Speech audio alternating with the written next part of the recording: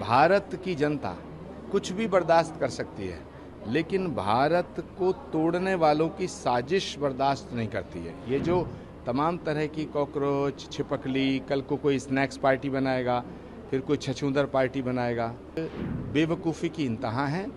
और मैं ऐसा मानता हूं कि इस देश की जनता बहुत समझदार है। राहुल गांधी 100 वर्ष नहीं 1000 वर्ष जिएं ताकि कांग्रेस की बर्बादी होती रहे।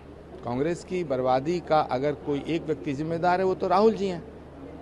तो राहुल गांधी जी खूब लंबी उम्र उनकी हो, स्वस्थ रहें, ऐसे ही डोले वोले दिखाएं, दंड बैठक लगाएं, जिम जाएं।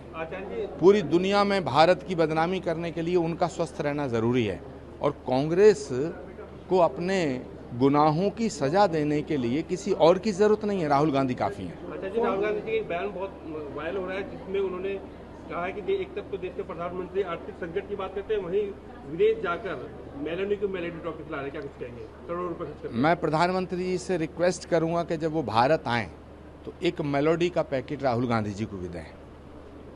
स्वामी जी, अभी एक जो है कॉकरोच पार्टी आ रही है, निशिकांत दुबे ने कहा है कि ये आम आदमी पार्टी की एक साजिश है, उनको फंडिंग दी जा रही है ताकि जैसे जेनजी का प्रोटेस्ट हुआ था नेपाल के अंदर, ऐसी युग हिंदुस्तान में भी लागू किया जाए। देखिए, भारत भावनाओं का देश है, विद्वता का देश है।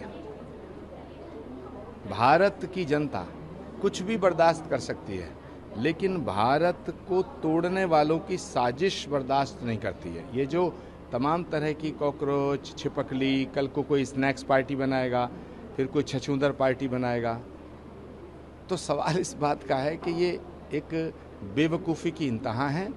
और मैं ऐसा मानता हूँ कि इस देश की जनता बहुत समझदार है, इस तरह की वाहियात बातों पर ध्यान नहीं देगी।